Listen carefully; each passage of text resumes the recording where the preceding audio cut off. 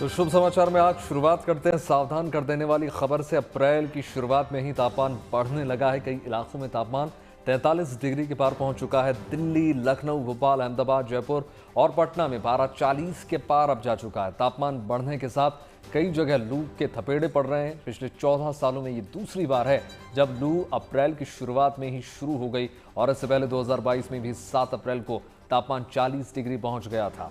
ऐसे में देखिए, सावधान रहने की अब जरूरत आ गई है। अगले 2 दिन लू का प्रकोप लगातार यूं ही जारी रहेगा। मौसम विभाग ने दिल्ली सहित उत्तर और पश्चिम भारत में लू चलने की आशंका भी जता दी है और अलर्ट जारी कर दिया ताकि लोग जो है मौसम में हो रहे बदलाव से सावधान रहें, सुरक्षित रहें। हालांकि गुड न्यूज़ ये भी निकल कर आई है कि लू से जल्द ही लोगों को राहत भी मिल जाएगी। 11 अप्रैल को वेस्टर्न डिस्टर्बेंस के असर से तापमान में कुछ गिरावट दर्ज की जा सकती है, लेकिन सबक ये है कि हमको लू से सावधान रहना है और गर्मी के इस मौसम में खुद को सुरक्षित रखना है।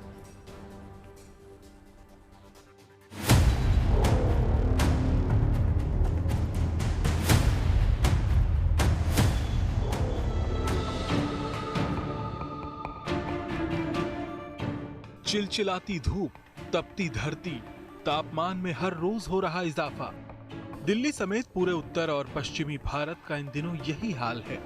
अभी तो अप्रैल का पहला सप्ताह ही बीता है, लेकिन राजधानी दिल्ली सहित देश के कई राज्यों में ऐसी गर्मी है कि लोगों को मई जून का एहसास होने लगा है। क्या इंसान, क्या परिंदे, सभी पर इस प्रचंड गर्मी का असर साफ साफ दिख रहा है। अभी अप्रैल जो स्टार्ट हुआ है उसके अंदर ही 37 डिग्रीज हो चुका है, सो इट्स टू मच। ये 40 तक जाने वाला है। ये 50 भी जाएगा। लास्ट ईयर तो 48 था जहाँ मैं रहता हूँ, द्वारका में। Okay, it's too much. यहाँ की गर्मी तो लाजवाब है, बहुत ज्यादा है यार। हाँ। हालत खराब करके रखी है। आबो हवा में लगातार गर्मी बढ़ने की तस्दीक मौसम वैज्ञानिक भी कर रहे हैं। मौसम विभाग की ओर से जारी अधिकतम तापमान का ये नक्शा देश में गर्मी के हालात की स्पष्ट झलक पेश कर रहा है। मौसम विभाग ने गुजरात, राजस्थान, पंजाब, हरियाणा से लेकर दिल्ली और पश्चिमी उत्तर प्रदेश के इलाकों में आने वाले कई दिनों के लिए हीट वेव का अलर्ट जारी कर दिया है ताकि लोग सावधान रहें। अभी खैर जो heat wave to severe heat wave conditions है, इस समय वो गुजरात में प्रिवेल कर रही है, स्पेसिफिकली सौराष्ट्र कच्छ में, जिसके लिए हमने रेड अलर्ट दे रखा है। इसके साथ ही वेस्ट राजस्थान के लिए भी हमारा आने वाले 2 दिनों के लिए रेड अलर्ट है। अगर आप पंजाब, हरियाणा, एनसीआर, दिल्ली की बात करते हैं या वेस्ट यूपी की बात करते हैं, हमारा अनुमान यह है कि पंजाब में कहीं ना कहीं कल से हीट वेव कंडीशंस हो सकता है आने वाले 3 दिनों के लिए। अगर हरियाणा की बात करें तो हमारा आज से आने वाले 4 दिन हीट वेव कंडीशंस रह सकता है। और अगर आप स्पेसिफिकली एनसीआर दिल्ली की बात करते हैं तो हमारा अनुमान यही है कि आने वाले 3 दिन एनसीआर दिल्ली में कहीं ना कहीं हीट वेव कंडीशंस रह सकते हैं। आपको बता दें, राजधानी दिल्ली के सफदरजंग में सोमवार को अधिकतम तापमान 40 डिग्री के पार दर्ज किया गया। वहीं दिल्ली के 2 और मौसम केंद्रों पर तो पारा 41 डिग्री रिकॉर्ड किया गया। जबकि मौसम विभाग की माने तो तापमान में अभी और बढ़ोतरी हो सकती है और ये 42 डिग्री तक पहुंच सकता है। हालांकि मौसम के जानकारों का ये भी कहना है कि 10 अप्रैल के बाद कुछ इलाकों में मौसम में सुधार हो सकता है और तापमान में गिरावट आ सकती है। पंजाब हरियाणा की बात करें, जो 3 दिन के बाद टेम्परेचर फॉल होंगे तो इसमें जो हमारा मेजर हीट वेव वार्निंग है नेक्स्ट 3 दिन है, डे 4 में थोड़ा कम होना चाहिए। उसके लिए हमने सिवियरिटी कम की। गर्मी का असर न केवल दिल्ली और पंजाब हरियाणा में बल्कि देश के कई और भी हिस्सों में देखने को मिल रहा है। इससे जनजीवन खासा प्रभावित हो रहा है। तस्वीरें राजस्थान के फतेहपुर शेखावटी की हैं, जहां रिकॉर्ड तोड़ गर्मी पड़ रही है। सोमवार को यहां अधिकतम तापमान 41.5 डिग्री तक पहुंच गया। अप्रैल के पहले सप्ताह में 2 साल बाद यहां इतना ज्यादा तापमान दर्ज किया गया है, जो सामान्य से 4.5 डिग्री ऊपर है। ऐसे ही हालात राजस्थान के धौलपुर में भी हैं। प्रचंड गर्मी के असर से बचाव और बदन में तरावट बरकरार रखने के लिए नींबू पानी और फलों के जूस का सहारा लेना पड़ रहा है। वहीं महाराष्ट्र के विदर्भ में भी इन दिनों भीषण गर्मी का प्रकोप दिख रहा है। महाराष्ट्र के कई जिलों में तापमान 44 डिग्री के पार पहुंच गया है। इनमें चंद्रपुर, नागपुर, अकोला और बुल्ढाना शामिल हैं। आमतौर पर विदर्भ में मई महीने में तापमान 45 डिग्री पहुंचता है, लेकिन इस बार अप्रैल में ही मौसम विभाग ने कई इलाकों में हीट वेव की चेतावनी जारी कर दी है। हालांकि अच्छी खबर यह है कि 12 अप्रैल से स्थिति में कुछ सुधार हो सकता है। और पारे में गिरावट आ सकती है। अभी देखिए जो है ना, अभी ऐसा कुछ दिनों में ऐसा ही होने की रहने की संभावना है, लेकिन 12 तारीख को जैसा हल्का सा जो है ना एक बंगाल की खाड़ी में कम दबाव क्षेत्र होने के कारण उसका असर जो 12 तारीख से हल्की जो बारिश अपने विदर्भ क्षेत्रों में जो हल्की जो अगेन जो अच्छा मौसम रहने की 12 तारीख से संभावना है। इस बीच उत्तर प्रदेश के बुंदेलखंड क्षेत्र में भी गर्मी ने अपना रंग दिखाना शुरू कर दिया है। सुबह से ही चिलचिलाती धूप के साथ गर्मी बढ़ने लगती है। धूप की तपिश से बचने के लिए लोग गमछे और दुपट्टे का सहारा ले रहे हैं। बहुत ज्यादा है जी। अच्छा 40 के अराउंड टेम्परेचर अभी से जा चुका है। हाँ। पता नहीं चलता है। इससे पहले भी क्या इस प्रकार की गर्मी पड़ी है? अभी शायद पहली बार ही हो रहा है। गर्मी तो काफी बढ़ गई है, जैसे अभी जून जुलाई का मंथ आ गया हो। अच्छा। तो एक्सपेक्टेड भी नहीं थी इतनी जल्दी से गर्मी पड़ने लगी। गर्मी तेज हो रही है तो नींबू पानी, शिकंजी और गन्ने के जूस की मांग बढ़ रही है। मौसम के इस हाल का सेहत पर बुरा असर नहीं पड़े, इसके लिए लोग पानी और जूस पर निर्भर हैं, ताकि लू के थपेड़ों से बचाव हो और जिंदगी महफूज रहे। मौसम गर्मी का ही है तो पारे में उतार चढ़ाव लाजमी है, लिहाजा सावधानी बरतना जरूरी है। झांसी से प्रमोद कुमार गौतम, सीकर से राकेश गुर्जर, नागपुर से योगेश पांडे और दिल्ली से अमरदीप कुमार के साथ bureau report, good news today. गर्मी तेजी से बढ़ रही है तो इससे बचाव कैसे हो, ये भी जानना बहुत जरूरी है। गर्मी के इस मौसम में बच्चों और बुजुर्गों का खास ख्याल रखने की जरूरत है। ऐसे में कौन से ऐसे उपाय हैं जिनके जरिए लोग अपना और बच्चों और बुजुर्गों का ध्यान रख सकते हैं, आइए वो जानते हैं।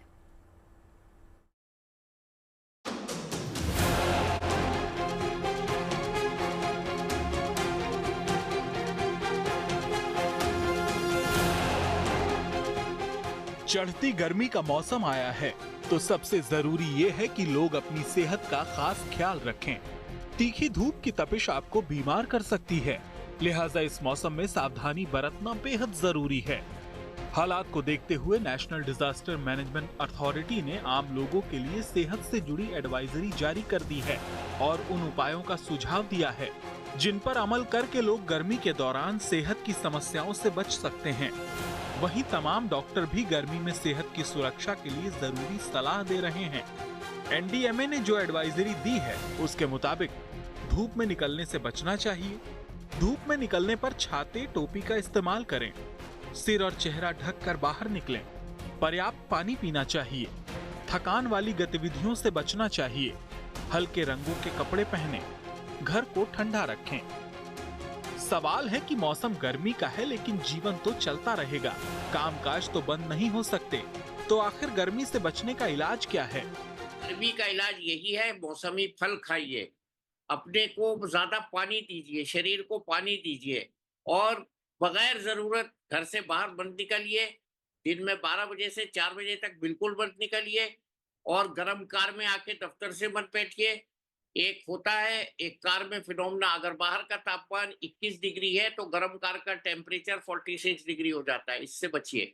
और वाइट कपड़े पहनिए, सफेद छतरी का इस्तेमाल कीजिए, मुंह को कवर रखिए और सबसे इम्पोर्टेंट ये है कि अगर आपको गर्मी लू लग जाए, जो कि 10 मिनट में लग जाती है धूप में, इससे भी कम वक्त में छोटे बच्चों को और बूढ़ों को 2 मिनट में लग जाती है, ऐसे में गर्मी में जाने में एक्सपोजर अवॉइड कीजिए और अपने काम सुबह को अर्ली मॉर्निंग करिए। और स्पोर्ट्स पर्सन्स के लिए और जो दौड़ने वाले फिटनेस फ्रीक्स हैं उनके लिए ये है कि प्लीज धूप में कोई किसी तरह का व्यायाम करने, वॉक करने, रनिंग करने, जॉगिंग करने, मैराथन करने मत जाइए। शेखी बिल्कुल बेकार है। ऐसे मौसम में आपको धूप से बचना है। बच्चों और बुजुर्गों को भी गर्मी से बचने के लिए खास सुझाव दिए गए हैं। तो नमक का इस्तेमाल कीजिए। जिन लोगों को ओल्ड एज है उनके लिए नमक बहुत कम हो जाता है गर्मियों में, वो खास तौर से अपने सोडियम पे ध्यान दें। बच्चों को बिल्कुल बाहर मत निकालिए, शाम को निकालिए और धूप वाली जगह पे घर पे भी नहीं बैठिए। सवाल ये भी उठता है कि गर्मी में क्या खाएं पिएं, खान पान कैसा होना चाहिए ताकि सेहत पर कोई बुरा असर न पड़े। बच्चों को एनकरेज करें कि लिक्विड ज्यादा लें, जंक फूड बिल्कुल बंद करा दें। बच्चों का जंक फूड इसमें बहुत नुकसानदेह होता है, लू लगने में मदद करता है, उनकी बॉडी की इम्यूनिटी कम हो जाती है। ये बहुत अच्छा मैसेज मैं दे रहा हूँ सबके लिए। और गर्मी में बाहर का खाना खाने से तमाम लोगों का पेट खराब होता है, इन्फेक्शन होता है। बाहर का खाना बिल्कुल बंद कर दें, होटल में जाना कम कर दें। मैं होटल वालों के खिलाफ नहीं हूँ, अवॉइड करिए बाहर का खाना। घर का दाल चावल खाइए, सादा खाना खाइए, मसाले बंद कीजिए। ऐसे पेय जो सस्ते हैं, जैसे सत्तू मैंने बताया, और एक तुखुम बालंगा होता है बेसिल सीड्स, मैं इसका बहुत बड़ा एडवोकेट हूँ। बेसिल सीड्स जो गर्मी को मुकाबला करता है, कोई चीज नहीं करती, सबसे अच्छा है और सबसे सस्ता भी है। उसको बना के गोंद के तीरे के साथ पीजिए, ये बहुत अच्छा पेय है। और ये बनारू पेय जो आते हैं, इनसे भी अवॉइड करिए, इसमें शुगर्स हैं, वो फिर आपको नुकसान देती हैं। गर्मी में लू लगना या हीट स्ट्रोक आम समस्या है। डॉक्टरों ने हीट स्ट्रोक या लू से बचाव के भी उपाय बताए हैं। दोपहर का जो वक्त होता है 12 से 4 बजे तक का, जिसमें सबसे ज़्यादा टेम्परेचर होता है, वो टाइम में बाहर जाने का अवॉइड करना चाहिए। खास करके बुज़ुर्ग लोग और छोटे बच्चे को ये समय में डायरेक्ट सनलाइट का एक्सपोजर नहीं देना चाहिए। साथ में ही लाइट कलर के, जैसे कि वाइट या जो ज़्यादा डार्क ना हो वैसे और टाइट ना हो वैसे लूज़ कपड़े पहनने का आदत रखनी चाहिए। और साथ में हर घंटे 2 घंटे में बॉडी को लिक्विड देना चाहिए, बॉडी को हाइड्रेटेड रखना चाहिए। इन उपायों के बावजूद भी अगर लू लग जाए तो उसका इलाज कैसे हो सकता है, आइए इसके बारे में भी जानते हैं। इससे पहले हमें कोई ठंडी जगह पे या जो डायरेक्ट सनलाइट में नहीं है वहाँ जाके बैठना चाहिए और शरीर को हाइड्रेट मतलब कि लिक्विड का इंटेक लेना चाहिए, जिसमें नॉर्मल वाटर से लेके जैसे ORS है, इलेक्ट्रॉल है या सिंपल बटर मिल्क जैसे लिक्विड भी ले सकते हैं। बट आपके सिम्टम्स अगर सीवियर है और ये नॉर्मल हाइड्रेशन टेक्निक से आपको फ़ायदा नहीं हो रहा, तो ज़्यादा समय व्यतीत न करते हुए सबसे पहले नज़दीकी अस्पताल के इमरजेंसी रूम में जाके ट्रीटमेंट लेना ज़रूरी है, नहीं तो ये काफ़ी हद तक गंभीर साबित हो सकता है।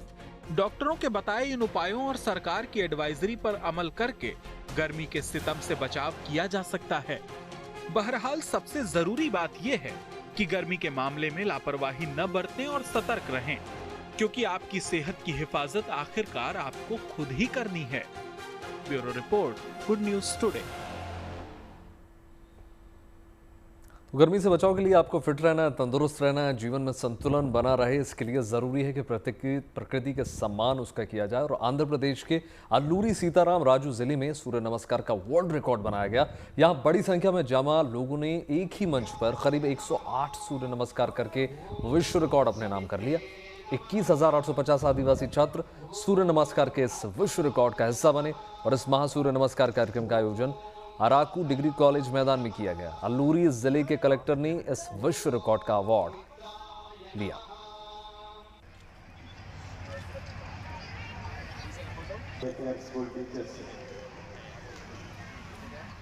ओम आदित्याय नमः, ओम सवित्रे नमः, ओम अर्काय नमः, ओम भास्कराय नमः।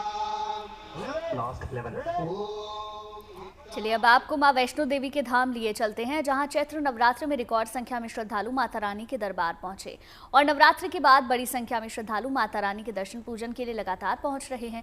ऐसे में श्रद्धालुओं की सुविधा के लिहाज से मां वैष्णो देवी के धाम में तमाम इंतजाम किए गए, जिसकी वजह से श्रद्धालु बिना किसी परेशानी के दर्शन पूजन कर रहे हैं।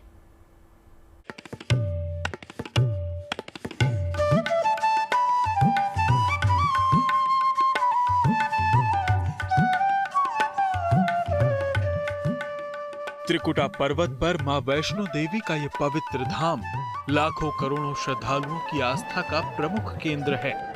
वैसे तो पूरे साल मां वैष्णो देवी के दरबार में श्रद्धालुओं का तांता लगा रहता है, लेकिन नवरात्रि के दिनों में मां के धाम की बात ही निराली होती है। इस बार भी नवरात्रि के दिनों में मां वैष्णो देवी के दर्शन पूजन के लिए बड़ी संख्या में श्रद्धालु पहुंचे थे। आंकड़ों के मुताबिक चैत्र नवरात्र के पावन 9 दिनों में कुल 3,75,000 श्रद्धालुओं ने माता रानी के दरबार में अपनी हाजिरी लगाई। कहते हैं मां के दर पर जो भी आता है, माता उसकी सारी मनोकामनाएं पूरी करती हैं।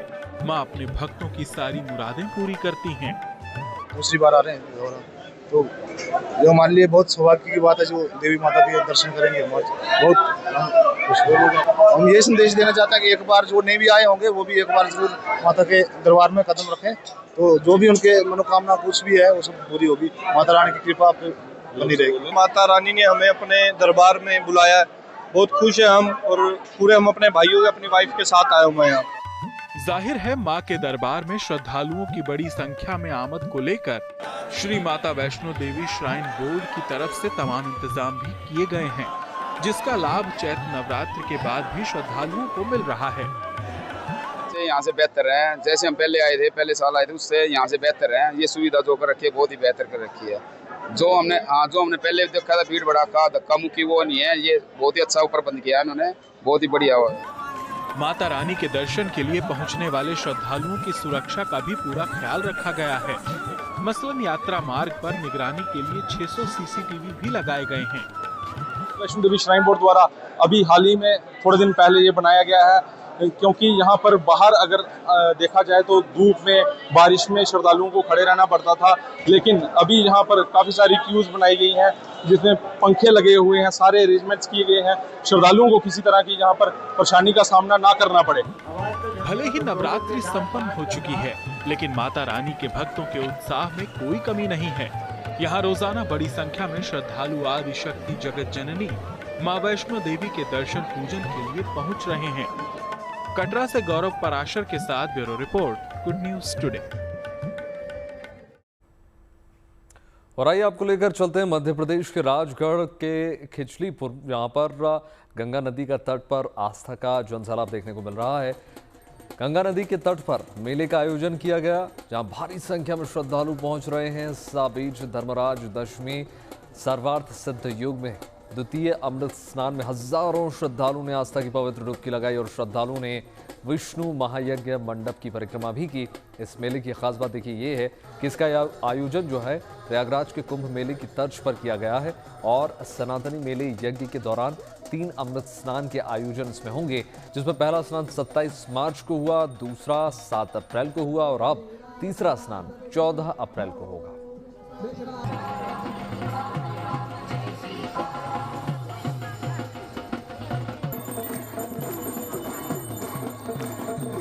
और दूर दूर से राजगढ़, ब्यावरा, छापी, हेड़ा, जीरापुर आदि से श्रद्धालु भक्त आए हैं। इसमें जो स्नान का फल प्रयागराज कुंभ में करने से मिलता है, वही यहाँ भी स्नान करने से प्राप्त होता है। बहुत ही आनंद उल्लास के साथ इस पर्व को सबने मनाया और अभी भी लोग आ रहे हैं, स्नान करते जा रहे हैं। हजारों लोगों ने पतित पावनी माँ गाढ़ गंगा में डुबकी लगाई है।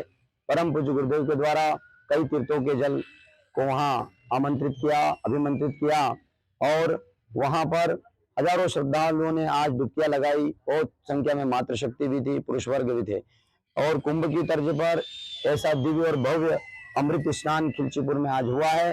जिन जिन भक्तों ने आज आनंद लिया, स्नान किया है, उनके पितृ भी संतुष्ट हुए हैं, उनके कई ग्रह बाधा भी नष्ट होगी। और परम पूज्य गुरुदेव बताते हैं कि आज के स्नान का ऐसा महत्व है, जो व्यक्ति स्नान करता है उसकी सब मनोकामना पूर्ण होती है और सभी प्रकार के पाप नष्ट हो गए हैं। वहीं राजस्थान के अजमेर में राठौड़ बाबा की पारंपरिक शाही सवारी धूमधाम से निकाली गई। राठौड़ बाबा की शाही सवारी बैंड बाजा और ढोल धमाके के साथ निकाली गई। ये प्रथा यहाँ सामुदायिक एकता और सांस्कृतिक विरासत का प्रतीक है। लोग इस शाही जुलूस में मन्नत मांगते हैं और मन्नत पूरी होने पर शाही सवारी के दूसरे दिन प्रसाद का वितरण करते हैं।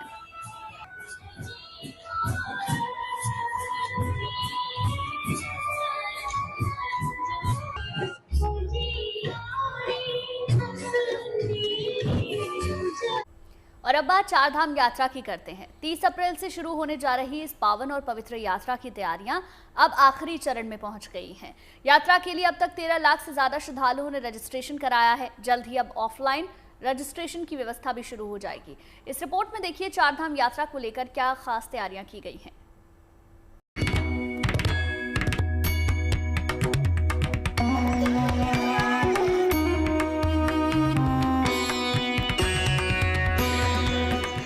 आ रही है चार धाम यात्रा की पावन बेला।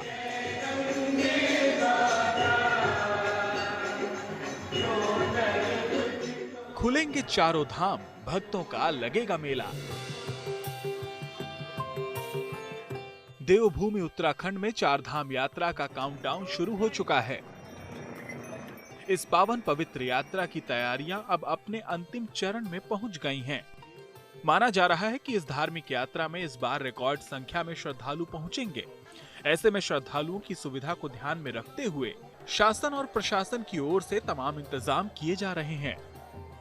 केदारनाथ, बद्रीनाथ, यमुनोत्री और गंगोत्री में यात्रा मार्ग को सुगम बनाया जा रहा है और इसके लिए खास इंतजाम किए जा रहे हैं। ये है कि हर गाँव में एक सचिवालय स्तर के सचिव स्तर के अधिकारी जाएंगे और वहाँ पर व्यवस्थाएं देखेंगे और शासन को अवगत कराएंगे कि इस बार व्यवस्था ठीक है या नहीं। इसी के तहत हम यहाँ गंगोत्री धाम को देखने के लिए आए हैं और आज यहाँ पर सारी होटल एसोसिएशन, ट्रांसपोर्ट एसोसिएशन से यहाँ पर मीटिंग हुई है।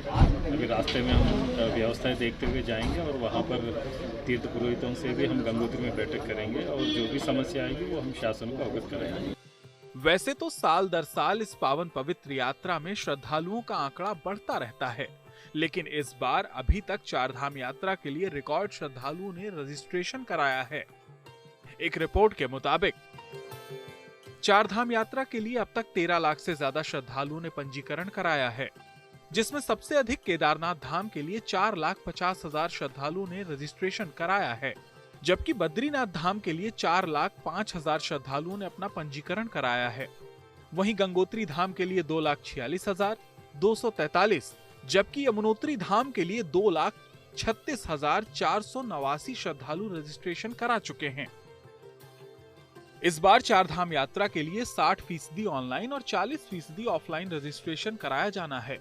हालांकि श्रद्धालुओं को ऑनलाइन रजिस्ट्रेशन में कुछ दिक्कतें भी आ रही हैं, लिहाजा ऑफलाइन रजिस्ट्रेशन भी जल्द शुरू किया जाएगा। जो उत्तराखंड सरकार की रजिस्ट्रेशन की पॉलिसी है और सीमित संख्या की जो पॉलिसी है उस पर बात रखी है।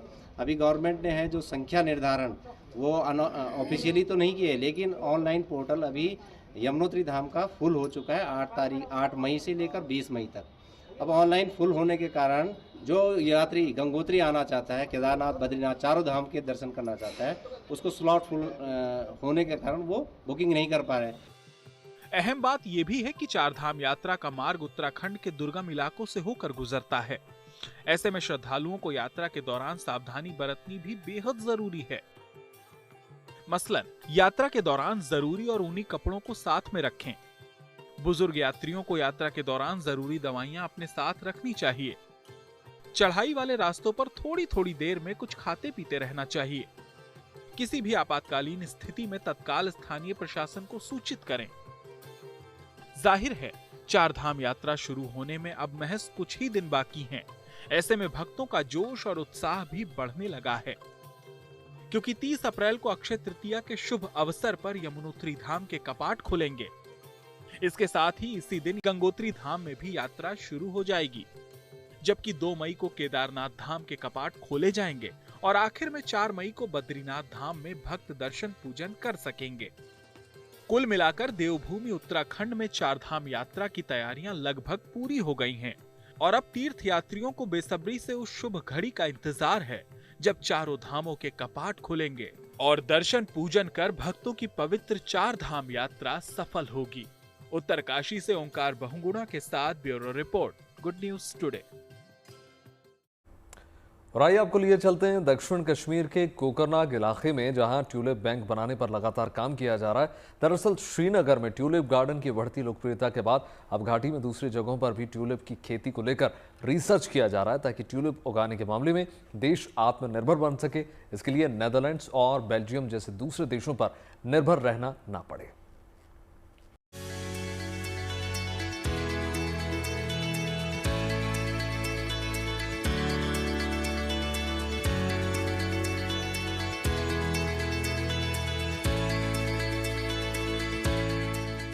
जम्मू कश्मीर में अब ट्यूलिप सिर्फ श्रीनगर की ही शान नहीं बढ़ाएंगे, बल्कि अब घाटी के दूसरे इलाकों में भी ट्यूलिप गार्डन देखने को मिल सकता है।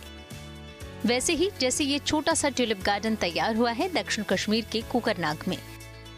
असल में ये ट्यूलिप गार्डन कोकरनाग ट्यूलिप अनुसंधान केंद्र में कश्मीर कृषि विश्वविद्यालय की तरफ से रिसर्च के लिए तैयार किया गया है। ये जानने के लिए कि ट्यूलिप की अलग अलग प्रजातियों को घाटी के किन हिस्सों में बड़ी तादाद में उगाया जा सकता है। ताकि ट्यूलिप के बीजों के आयात के लिए नीदरलैंड और बेल्जियम जैसे यूरोपीय देशों पर निर्भरता खत्म हो सके। जो शेर कश्मीर एग्रीकल्चर यूनिवर्सिटी है, जिनका ये ब्रेन चाइल्ड था, उनका माने तो एक रिसर्च बेसिस के लिए जो है रिसर्च करने के लिए वहाँ उन्होंने ट्यूलिप्स उगाए थे और कोशिश ये थी कि जो है आत्मनिर्भरता आए जो ट्यूलिप्स की प्रोडक्शन है, क्योंकि अभी भी अगर आप ट्यूलिप गार्डन की बात करें तो यूरोप के देशों से ट्यूलिप इंपोर्ट होते हैं, चाहे नेदरलैंड्स हो या बाकी जो देश हैं, सारी वैरायटीज़ वहाँ से आती हैं। तो कोशिश ये है कि अब यहाँ ट्यूलिप्स को उगाया जाए, उनकी खेती की जाए, ताकि बाहर के मुल्कों पर निर्भर ना रहना पड़े। इन फूलों की रंगत और लोगों के खिले हुए चेहरे बता रहे हैं कि रिसर्च में बड़ी कामयाबी हाथ लगी है। फ्लोरिकल्चर विभाग के लोगों की माने तो यहाँ ट्यूलिप्स की रौनक कुछ ऐसी बिखरी है कि देखने वालों का तांता लग गया है, लिहाजा इसे लोगों के लिए खोल दिया गया।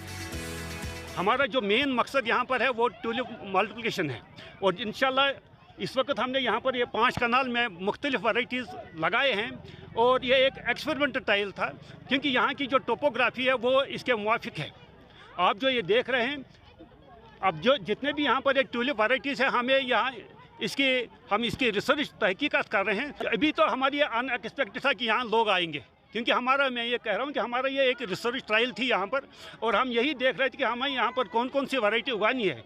लेकिन यहाँ कल से हमने देखा कि यहाँ बहुत भीड़ उमंड आई है और उस हिसाब से मुझे लगता है ये एक बहुत अच्छा टूरिस्ट स्पॉट भी यहाँ बन जाएगा और बहुत सारे जो भी इनके एक्साइटी प्रॉब्लम हो इंशाल्लाह वो बहुत हद तक हल हो जाएगी। दक्षिण कश्मीर के कोकरनाग में ट्यूलिप्स की खूबसूरती निहारने के लिए आसपास के इलाकों से भी लोग पहुंच रहे हैं। लोग खुश हैं कि अब उन्हें ट्यूलिप की बहार देखने के लिए दूर जाने की जरूरत नहीं पड़ेगी। तो इस वक्त हम यहाँ पे कोकरनाग में आए हैं। यहाँ पे बहुत अच्छा महसूस हुआ, बहुत वैरायटी के फूल यहाँ पे देखने को मिले, बहुत फ्लावर्स है यहाँ पे। अगरचे यहाँ श्रीनगर में है ट्यूलिप गार्डन, लेकिन हम वहाँ पे जाना चाहते थे, लेकिन कुछ मजबूरियों की वजह से हम नहीं जा पाए। लेकिन आज यहाँ पे आके बहुत खुशी महसूस हुई। हमारा बहुत दिन से प्रोग्राम बन रहा था कि हम लोग ट्यूलिप गार्डन कैसे जाएं, मतलब ना तो टाइम मिल रहा था ना कुछ। तो अब ये कोकरनाग के साइड में जो ट्यूलिप गार्डन खुला है तो अब हम इधर ही आ गए हैं। यहाँ बहुत ज़्यादा खूबसूरत है। पहले हम जाते थे श्रीनगर के ट्यूलिप गार्डन में, तो वहाँ पे भी लोग हुजूम जाते थे, लाखों की तादाद में वहाँ पे लोग जाते थे। लेकिन ये सुकास्टिक की जानिब से एक बहुत अच्छा खासा इनिशिएटिव है जिन्होंने यहाँ पे फ्लोरिकल्चरल डिपार्टमेंट यहाँ पे मतलब स्टार्ट किया है। आप देख सकते हैं कि लोग जोग दर जोग यहाँ पे आ रहे हैं, थाउजेंड्स में लोग आ रहे हैं, हजारों में लोग आ रहे हैं। एशिया का सबसे बड़ा ट्यूलिप गार्डन श्रीनगर में है, जहाँ हर साल लाखों सैलानी ट्यूलिप की खूबसूरती का दीदार करने पहुँचते हैं। ऐसे में अब सरकार की कोशिश है कि घाटी में न सिर्फ ट्यूलिप बैंक बने, बल्कि श्रीनगर के ट्यूलिप गार्डन की तरह ही कश्मीर में और भी टूरिस्ट स्पॉट तैयार हो और सबसे बढ़कर ये कि ट्यूलिप उगाने में हमारी विदेशी निर्भरता खत्म हो। आप इसको कह सकते हैं कि ट्यूलिपाइजेशन या फिर ट्यूलिप रेवोल्यूशन के नाम से अब इसको जाना जा रहा है। तो आने वाले समय में अब सिर्फ आपको घाटी में एक ट्यूलिप गार्डन नहीं बल्कि जगह जगह ऐसे ही ट्यूलिप गार्डन मिलेंगे और ज़्यादा जो है पर्यटन इससे बढ़ सकता है और ज़्यादा जो है जगहें बन सकती हैं जहां टूरिस्ट, लोकल्स और देश दुनिया से जो है विजिटर्स आ सकते हैं और ट्यूलिप्स में तस्वीरें खींच के जो उम्र भर के लिए अपने साथ यादें ले जा सकते हैं। कैमरा पर्सन तारिक लोन के साथ Mir Farid, Srinagar, good news today.